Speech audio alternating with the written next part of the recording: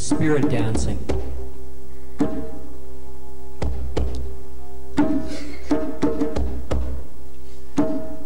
It's about the Creator's law.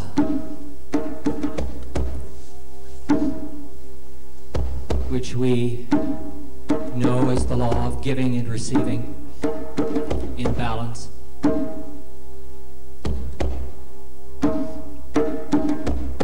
It's about celebrating living the law around the cycles of the seasons.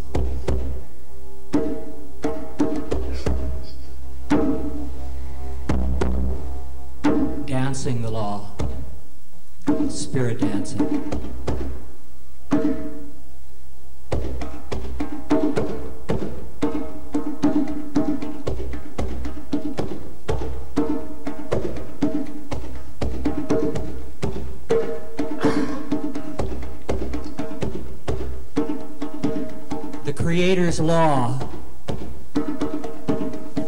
The Creator's law bids us to dance. The solar pulse calls us to dance. The mother's heartbeat leads us to dance. The dance of the Spirit draws us together. The dance of the Spirit draws us together. The Creator's law bids us to dance. The Creator's law bids us to dance. We all are related in the dance of the law. We all are related in the dance of the law. The law is a gift. Living is giving. Dancing the gift. Dancing the circle. Dancing the cycle round seasons of plenty. Dancing the cycle round seasons of plenty. Dancing the seasons round cycles of giving. Dancing to celebrate rhythms of living. Dancing to celebrate rhythms of living. We dance and we celebrate living the law. Giving, receiving, being the law. Sowing and reaping, thankful for law. The seed and the harvest, receiving the law. Ebbing and flowing, breathing the law.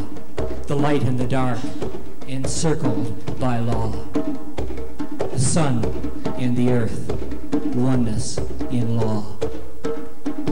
The rhythms of being, dancing the law. The rhythms of being, dancing the law. Dancing the law brings a knowing in living. The law brings us plenty. The law brings us balance. The law brings connection. The law brings us power. The law brings us power. A stranger arrived in the Garden of Glory with ambitions and fears and demons and noise and obsessions, with illusions of progress and convictions of sin. And they did their best to stop both the music and the dance, but the tide can't be turned. And the music plays on, and the heartbeat is heard, and the dance is forever. The dance is forever. Here, the dance is forever. Here, in this day, we join in the music and the dance of a joyous creation. Woman and man, walking and scan, dancing our love for the Lord of the dance. Dancing our love for the Lord of the dance. Dancing our love for the goddess of rhythm. Dancing our love for the goddess of rhythm. The Creator's law. The Creator's law bids us to dance. The Creator's law bids us to dance. The solar pulse calls us to dance. The mother's heartbeat leads us to dance. The dance of the Spirit draws us together. The dance of the Spirit draws us together. We all are related in the dance of the law. We all are related in the dance of the law. The Creator's law. The Creator's law bids us to dance. It's a good day to dance. It's a good day to dance.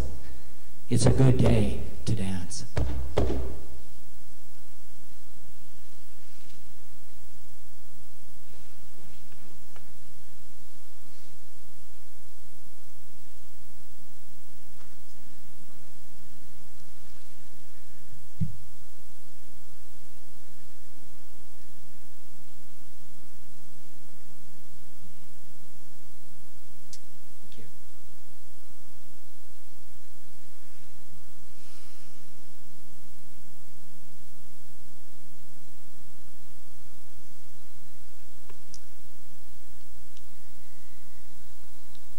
I've been thinking, more particularly throughout this week, about language. And the use of language to communicate.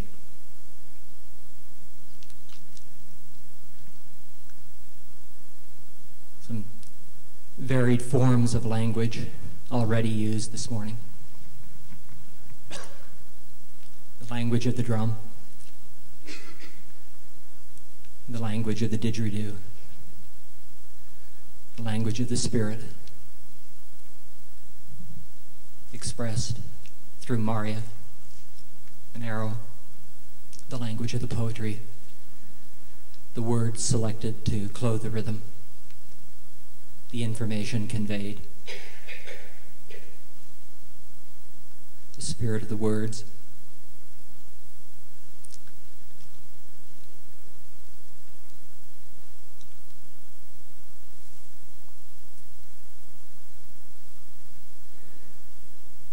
So I've been thinking of, I guess, what could be called the one language, or the language of oneness, the language of love. Could say the true language.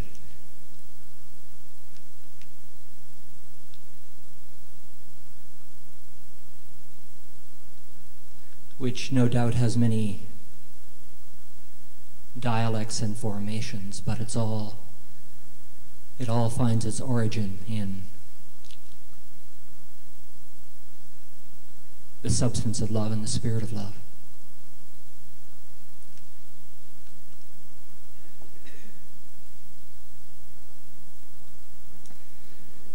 What caused me to begin to think about this was what could be considered to be a failure to communicate. To speak clearly,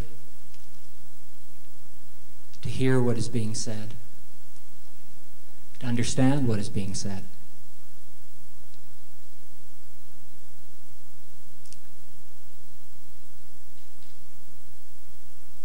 And to communicate on the basis of listening and hearing and understanding.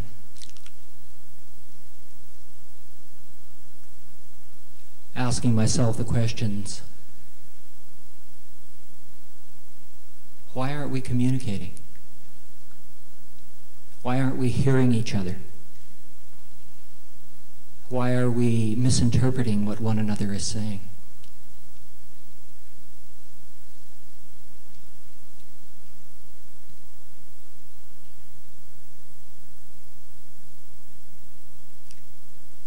How can this be made right?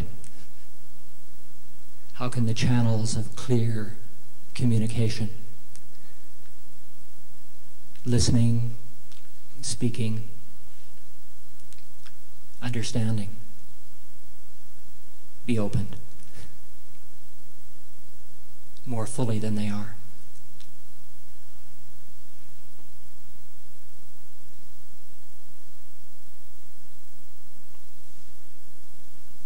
I wrote a few things about that earlier this week.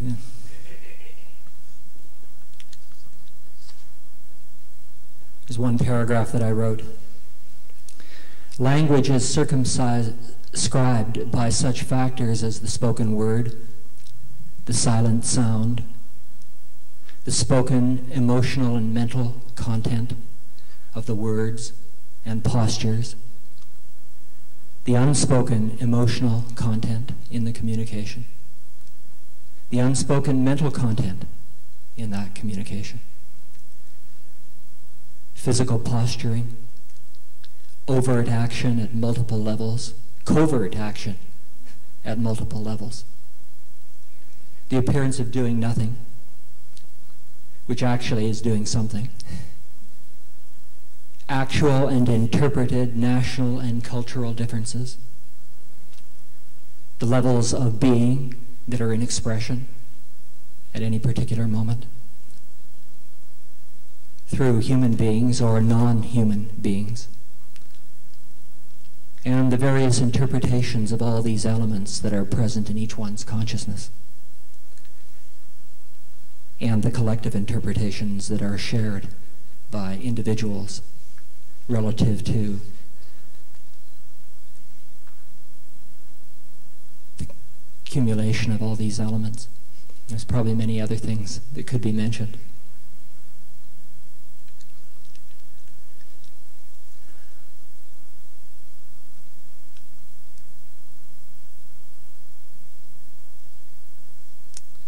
So it seems to me that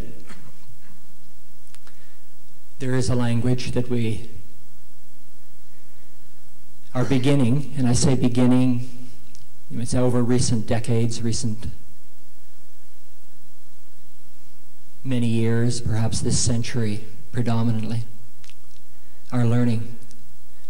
And it can be described quite precisely as the language of love and the language of oneness, which is the language of spirit. The language of the wholeness of spirit, the holiness of spirit, a sacred language, which isn't a religious language, religious terminology or religious beliefs, but actually a language that carries a current of spirit born out of and a consciousness of oneness, oneness in being. So it seems to me that in the development of clear communication, a language which allows that, taking into consideration all those factors that I mentioned, that we actually begin in an awareness of eternal, divine being, true being, God being, and the spirit of God being.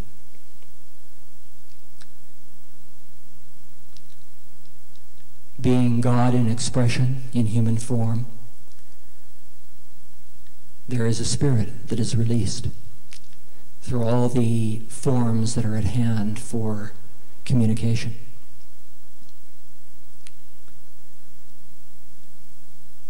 Obviously, if our own identity and orientation is not in divine being, it's in probably limited human ego being present. And if that's the case, we find ourselves, if not miscommunicating, then taken to the extreme, at war with one another, perpetuating violence on the earth in relationship to one another, in relationship to God, whatever God is, an antagonistic attitude relative to the source of life itself, and certainly an antagonistic attitude towards all the kingdoms of creation, and no capacity to communicate with one another or with plant, animal, rock and soil. All those levels of creation that we as mankind are aware that we have opportunity to be in communion with by reason of the spirit of love, the spirit of God, the spirit of divine being, the spirit of all that is whole and wholesome and holy.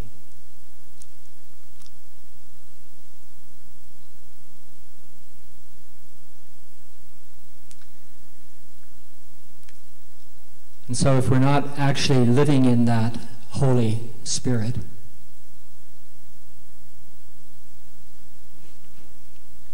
we're probably living in a, to put it simply, or in and through a cultic state of consciousness.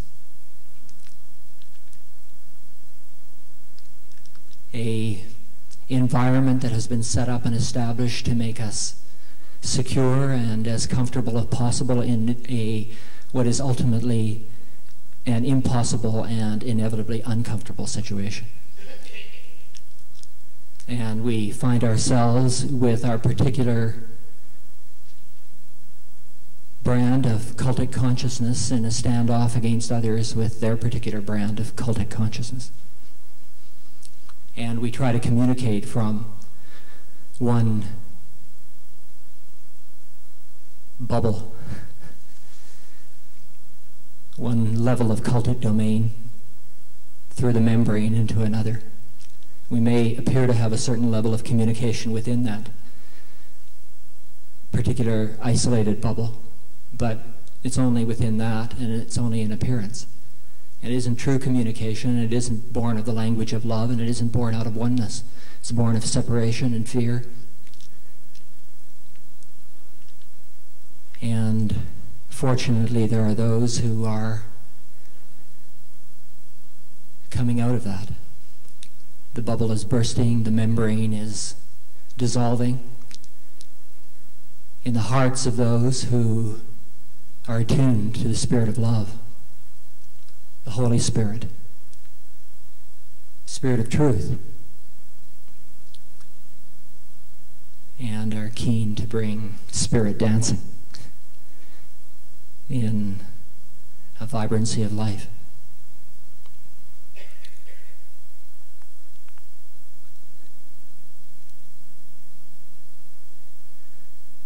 I was thinking about the great burning that is going on in the world, the great fire that's raging.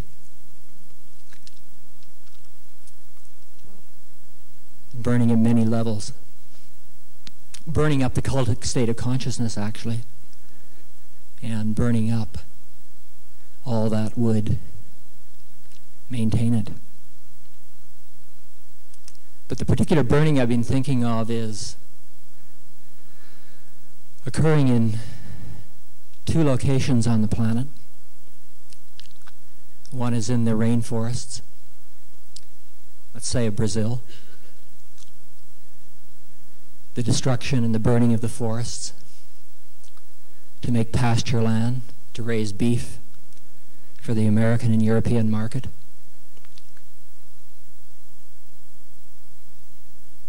As Gary Snyder put it, in the jungles there are 50,000 kinds of unknown creatures, the living, actual people of the jungle, sold and tortured with the destruction. Fire unleashed by the greed of those who function within the political and economic and social and educational cults that the world accepts as being essential to a wholesome and healthy and productive and enjoyable life. And then there's that other fire that is raging in Europe. It's not the witch burning this time. It's the pigs and the sheep and the cattle, the four-footed ones, foot and mouth disease, mad cow disease they call it. And isn't it ironic that they're burning the forests in Brazil to make pasture land to raise cattle, and they're burning the cattle in Europe because of the imbalance and the disease that is present there. And in thinking about that, I can't help but feel that it has something to do with the fact that human beings don't know how to communicate with their brothers and sisters and their relations.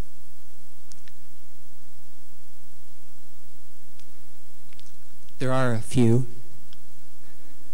You know, we hear of them as horse whisperers, for example.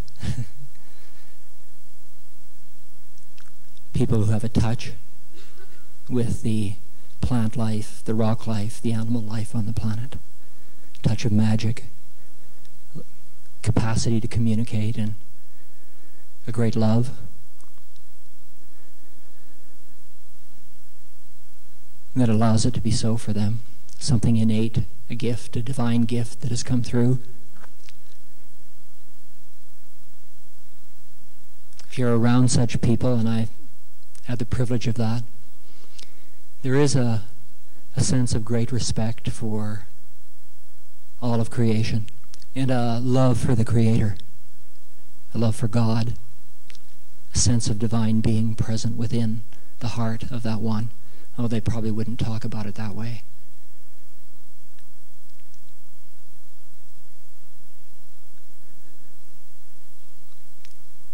But we do actually have the capacities, whether they're used or not, for communion, which is oneness, which is love, that leads to a quality of communication with divine being. Whether that divine being relates to how we express toward one another, recognizing the sacred core that is at present, giving life to each other.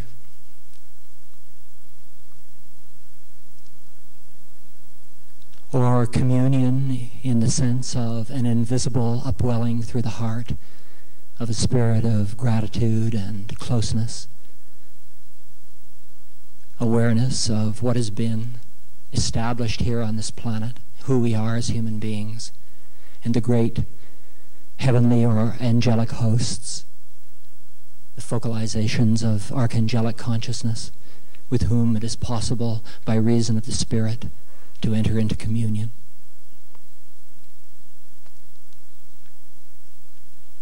The substance of which brings peace on earth, in our own hearts first. A quality of language born of a mind that is becoming increasingly still and filled with light, understanding.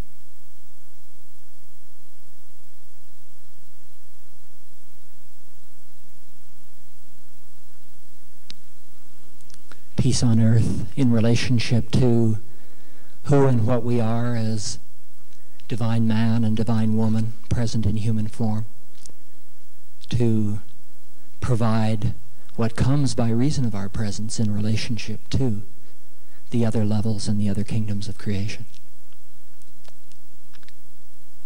Gain a sense that there is the capacity for a full spectrum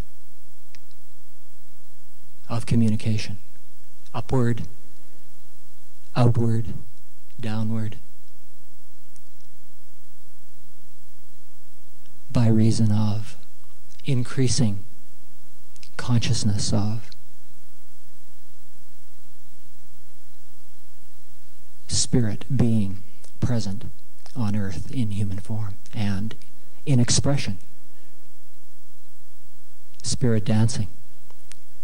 The Word expressed, the Word of God. It's been called in religious traditions, but that's communication, isn't it? The Word of God. By the very word itself, it speaks of something being expressed and communicated. The word of life, the word of love. Truthful words. And by reason of that expression, in relationship to all things, not just talking, all things, allowing all circumstances to be a vehicle for the conveyance of this one language, the language of oneness, the language of love, in making the necessary and essential adjustments when those things come out of our mouth that are not true to that spirit. loving that spirit, so that one is listening to what it is that is taking place, listening to one another, listening to what comes out of one's own mouth and out of one's own heart. And born of love, let the change occur, so that the expression that comes through the spoken word, such a powerful medium, is increasingly in harmony with the core of spirit being that I am. Loving the language of the gods, the language of spirit.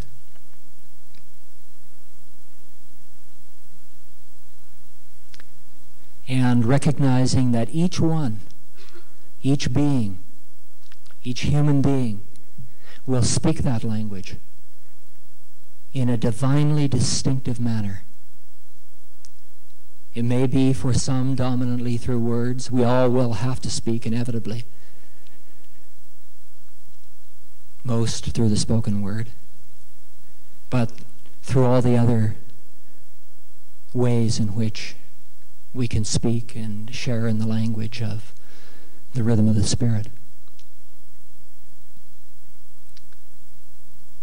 Relative to the animals and plants, the torture of the living, actual people of the jungle.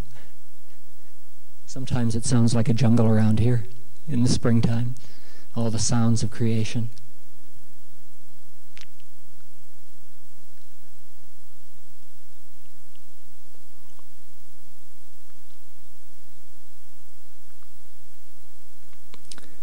Let us love them. Speak with them. Invite what they would have to say into the circle of the life that we center. Said the man was put to have dominion over the earth and all the things of the earth. But there's nothing in the spirit of that particular phrase that implies imposition.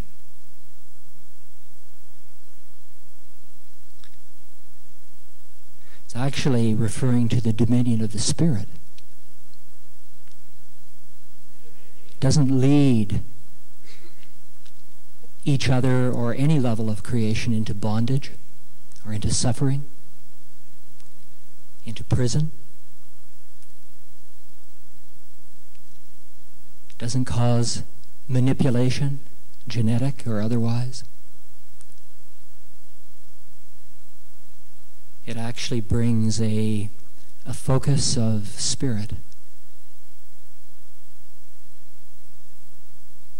into the picture. And spirit is not about to destroy. Offers upliftment and welcome, an invitation to come close, to speak, to listen, to hear, and to create together.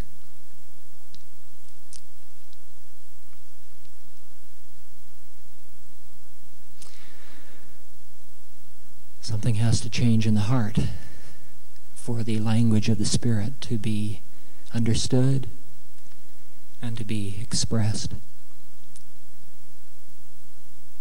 A renewal and a regeneration of the substance of the heart. Because the language of the Spirit is a fiery language. And it takes a clear channel and a purified mechanism for it to come through. And in fact, it's in the process of burning its way through from the inside out, from the inner dimensions of being to the outer, so that the outer and the inner could burn together in the heart, which is the altar, the meeting point between the two domains in oneness.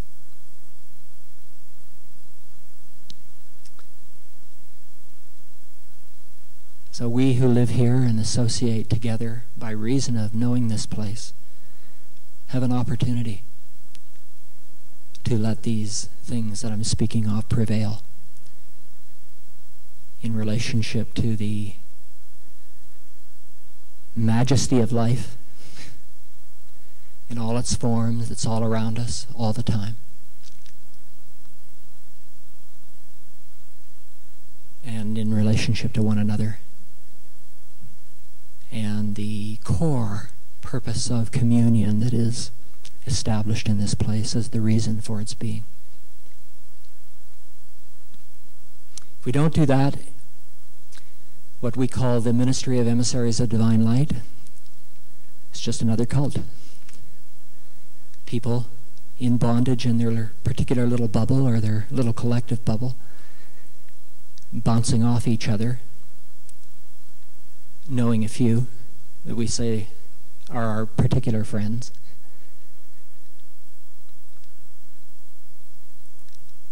And if we do that, we set in motion a current of spirit which assists in the dissolution of all cultic consciousness everywhere.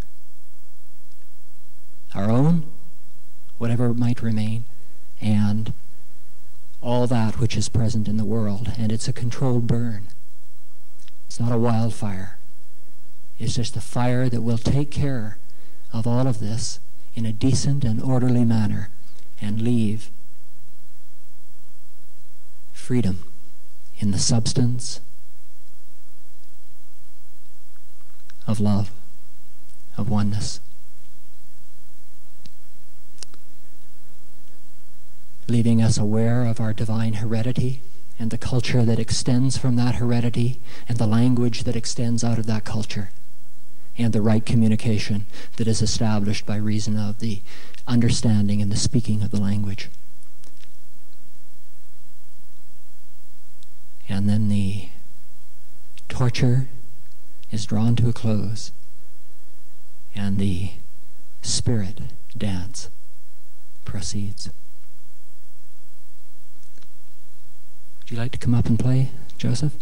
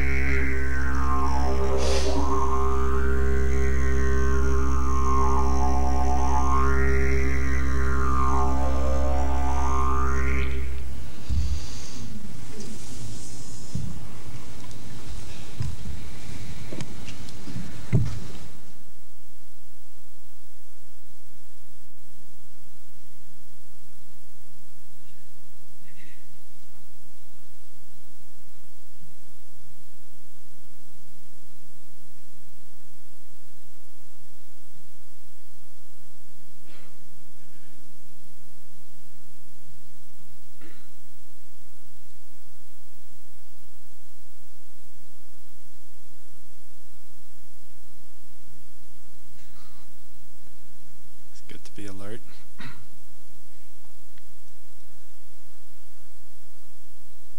I certainly appreciate what we've been sharing.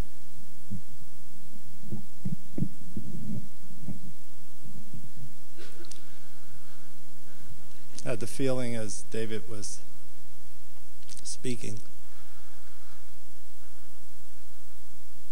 that the angels of heaven and earth were singing and dancing with great joy, with the exquisite sounds, poetry. Thank you, Joseph.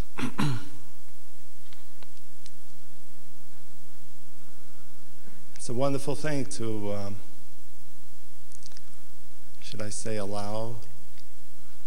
give opportunity for people to express their gifts, their unique divine gifts, as individual, unique divine beings.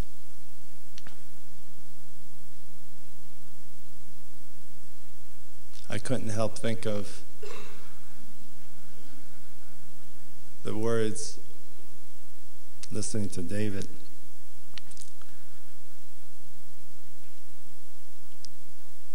The language he was speaking about. Such a challenging thing, language. I think for the most part because I'll include myself, no question about it. Words are used without any knowing of the reality of the symbol of the word or the words. And it tends to deceive the person to think that they know something, when the truth of the matter is they know about something that may lead them to knowing something.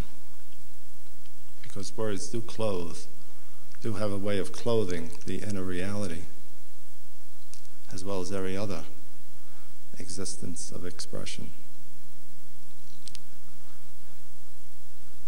But to be silent and to hear the whisper of God, of potent words, not because Emerson said it, but because I'm saying it. And I want to bring our attention to these beautiful flowers that John has been growing in his sanctuary. And I guess they're fire with life because of the using worm castings that's nourishing and revitalizing the soil. And these lilies, beautiful. Not because it was written in the Bible, but there's a saying, Solomon in all his glory was not arrayed like one of them. Well, simply because the lily was just being a lily. And Solomon, perchance, if the record is clear, he wasn't being himself.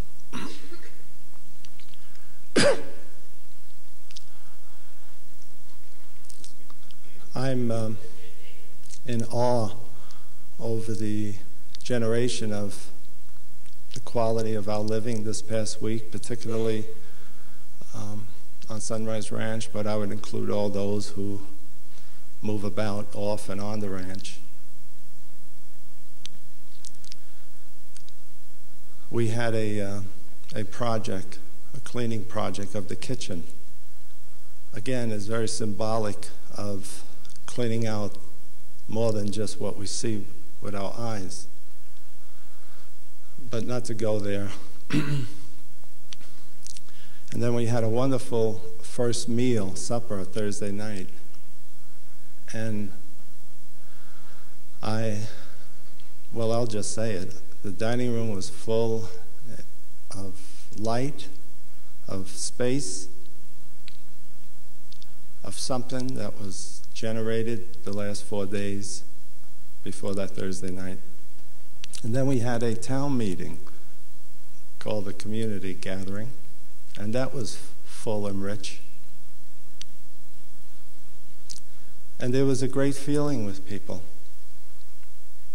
a feeling of holiness, which, by the way, speaking of holiness, holy, one of the meanings of holy is to be happy. Oh, that's something. That took me first step to consider my seriousness sometimes, although there's nothing wrong with that. In fact, there's something right about it. It often gives me the thought, speaking of cleaning, for those of you, and maybe in the days gone by, when you clean your car and wash it, and then you get in the car and drive it, it feels like a new car. Like you could fly with it. Well, it feels like a new car, see? It isn't a car per se, but it's always good to respect material. And so I just want to acknowledge that. And yesterday we had a wonderful day cleaning around a particular facility we have, inside and outside, and already there's 3-4 people interested in living there. Before that, it was the skunk trailer. Right? They call that transformation or transcendent radiation from our expression. And John's diligent caring of that plant, all a beautiful example of the Spirit of God moves. And when it moves in the heart, it moves everywhere. There begins to be some changes, as David was intimating. I'm always reminded of a great story. And I'll get to it.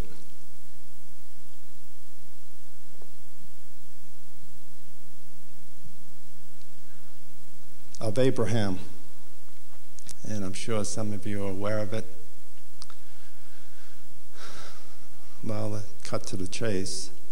The time of Abraham, the highest form of worship was to sacrifice your firstborn son. And he had a son, Isaac, and he took him up into the mountain to sacrifice him because that was the way of the land or the way of the people, the culture. And mind you, it's always changing. Anyway, he didn't sacrifice his son. He sacrificed a ram, as is spoken of. And in many philosophies, I guess, a ram is symbolic of the human mind. So he sacrificed that. You could say he sacrificed the culture. He broke a pattern.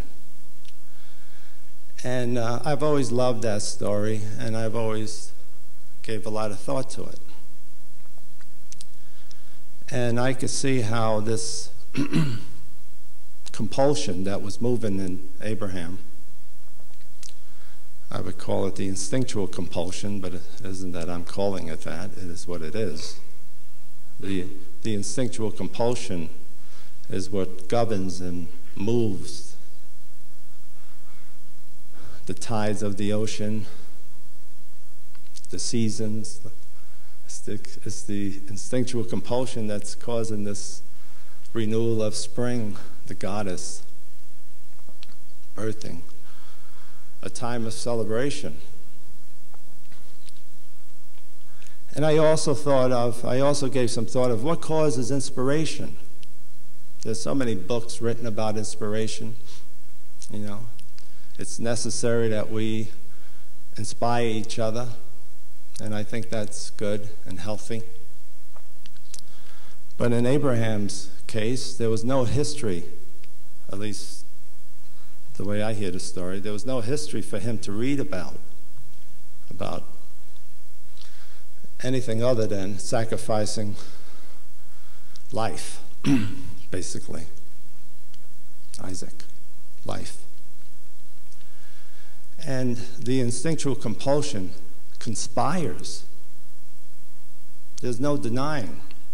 The law is the law, as the poem was indicating. This instinctual compulsion conspires inspiration. If there's any modicum of openness, and sure enough, Abraham had it. And that's the reason why he changed that whole pattern. But the change wasn't from the standpoint of not liking what was outside. That's the whole point. What else is new? The change was emanating from within. The inspiration came from within, not anyone else. That's the message, if there ever was a message given of what we call the emissaries of divine light. Inspiration comes from within. Change comes from within. The control is from within. We give it away. You know, about 10 years ago they were talking about don't give your power away to people you can't trust. Don't give your power away to anybody. Never mind, it's your power. Well, you're the means of that power, the truth of that power. And consequently, this one man changed things. Now, of course, we still have killing of life. It's probably more on an installment plan. We kill each other because of a lack of language, a lack of the language of love. And, you know, human beings, myself included, don't want to look at these things. Well, I don't think Abraham looked at it. Probably wasn't too happy about killing his son. I don't know if anyone else would, really, when you think of it. How crazy could people be in those days? People of today always think that people of yesterday, they know too much. But it was yesterday that got us here today, and the substance of the people as well. But change came, and that's how change comes. It certainly doesn't come, as I found out, doesn't come by rebelling or fighting or anything like that. I think it was a while ago, a couple of weeks ago, Marsha was saying something to the effect, God longs to be known. And I would agree with that wholeheartedly. The longing of God's heart, of His Spirit, longs to be known in the human heart. And I would think if there is sadness, there's the sadness in the heart of God, if I could describe it that way, that God, which is love, is not known in His fullness. I'm sure it's known in some respect. But Abraham, he got to know that Spirit. And there's a longing, and maybe there was a longing in Abraham's heart. I think there's a longing in humanity, the heart of humanity, to know God. And the only reason why there is because, as was mentioned, there's a longing in the heart of God. And it's pausing, I feel, being silent and listening. We have so much bombardment coming from everywhere, our own mental facilities, our own busy thoughts, that it tends to miss the whispering of God.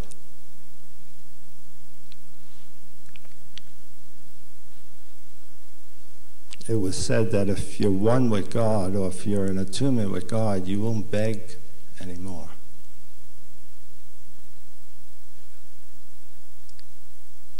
There's more to begging than just asking somebody something.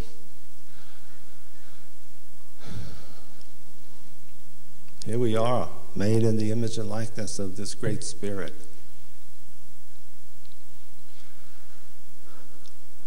Ready to sing our song.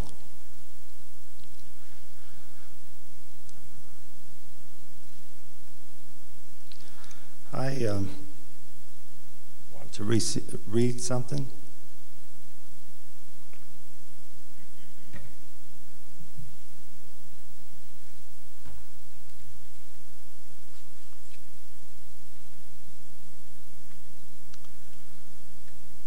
It's taken from a presentation by Martin called The Artistry of Living. Living, some people used to say, the art of living, what's that about? Well, living tends to be so far removed from what we're really doing.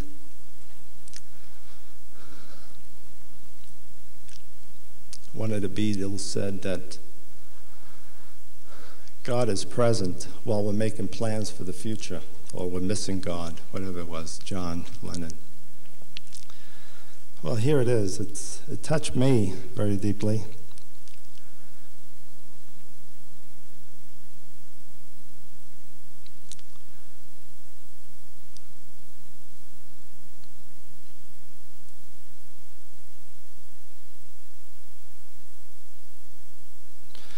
Let us not be too quick to judge that someone else has made a slip. How do you know it is a slip? There is a tremendous flexibility in the divine design. The tendency in human consciousness is to try to make things conform to some concept that someone has developed as to how things should be. Each individual is unique. Each must express that uniqueness to be right. Don't judge what may indeed simply be the unfolding uniqueness appearing through somebody else. It is true. There are certain basic principles, certain fundamental techniques, I suppose you could say, as there are certainly in flying an airplane. You cannot ignore those things ever as long as you fly an airplane. But in this artistry of living, we discover that there is function in so many more dimensions that we cannot possibly become rigid in our approach. Let us exhibit a willingness to allow our own individual uniqueness to take form, and let us be willing to let it be so for others.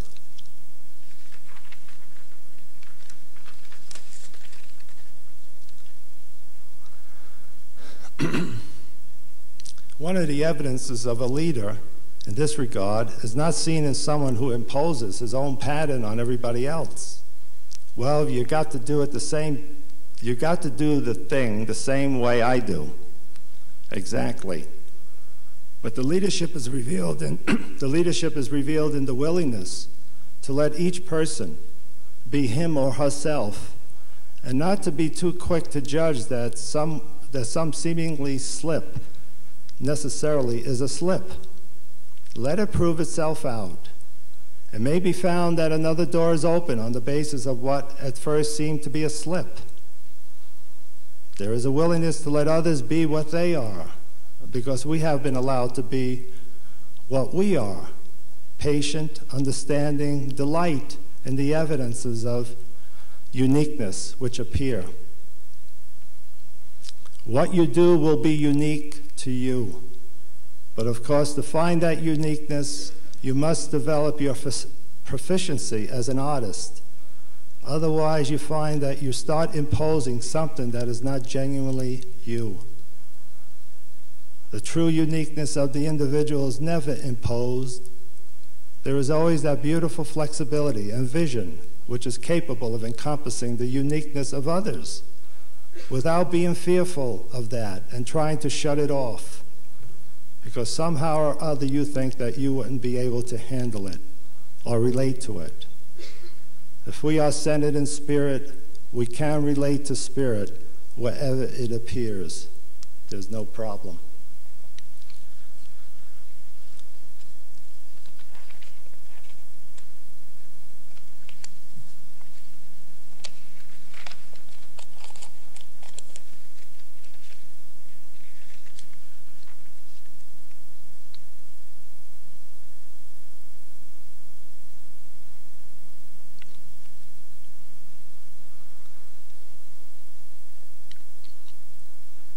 conclude with this paragraph. And it's called, this one was subsequently called Family and Love. Humility, no attitude of exclusiveness or superiority. We do not thank God that we are better than other people, because most likely we are not. And if we were, would that be good? We do not need to be better than other people. All we need to be is what we truly are. And what we truly are is neither better nor worse than others. It is right. It is perfect. We may recognize that there is in divine identity, divine individuality. We are our individual selves. No one else can be us, and we can be no one else. This being the case, it is never a matter of better or worse. It is just a matter of being oneself in the divine sense. To the extent that there is this dawning experience of something divinely wonderful, we discover our relationship with brothers and sisters in the divine family.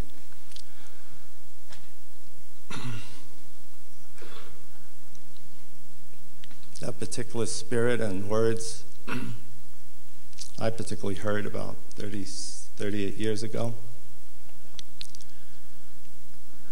And I thought that was the most wonderful thing I've ever heard. The easiest thing is to be who I am. I don't have to copy after someone. I don't have to compare myself with someone else. Of course, I was tarnished with the same brush as anyone else was, to look important, to compare myself, how important I was compared to someone else, be jealous or envy of someone else, important roles and positions and what have you. Baseball players have a hard time with that one. Now, just to be oneself. And Abraham exemplified that himself.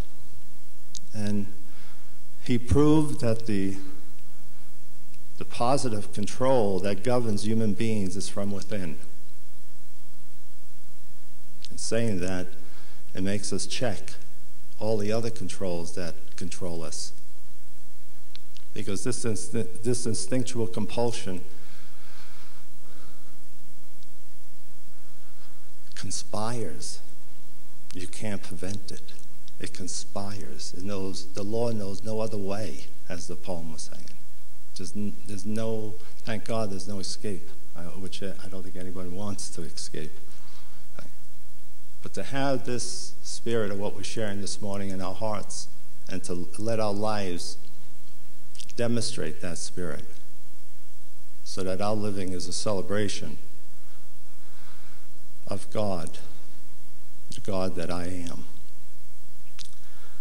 So, it's close to the hour. I want to say something in concluding.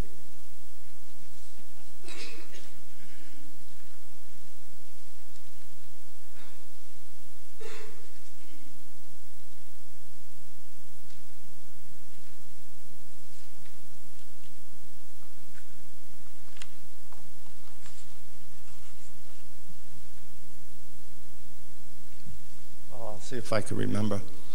Next Sunday, Easter Sunday, and by the way, today the Christians are celebrating Palm Sunday and the Jewish people are celebrating Passover.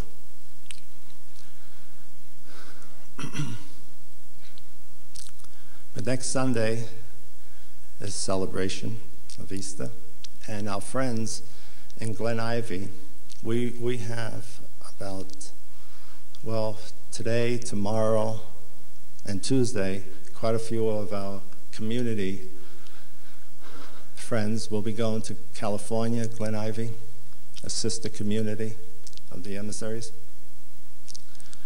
And they will be sharing in a congress out there. I guess it could be called the Congress of Leadership, letting other people be who they are. That's my adage. And we will have the privilege to be online with them, and that'll be 11 o'clock, and everyone is most invited. And it's usually a very exciting, They're trying to compare it, but usually it's very exciting because there's 75 people there and much is generated in heart and love for what the emissaries of divine light are seeking to offer into the world. Some of our friends have already went out there. Some of our friends who are trustees that provide a coordination of the emissary ministry. And I guess I'll keep you all posted that we may have a sunrise gathering at the sanctuary next Sunday morning, maybe about 6 o'clock. And you know, when I make announcements like this, I don't expect everyone to be there. I expect wherever people are to be where you are, particularly to be who you are. And if you're being who you are, you're being wherever you are. If we could get that down straight, we'll eliminate sins and guilt and all that other stuff.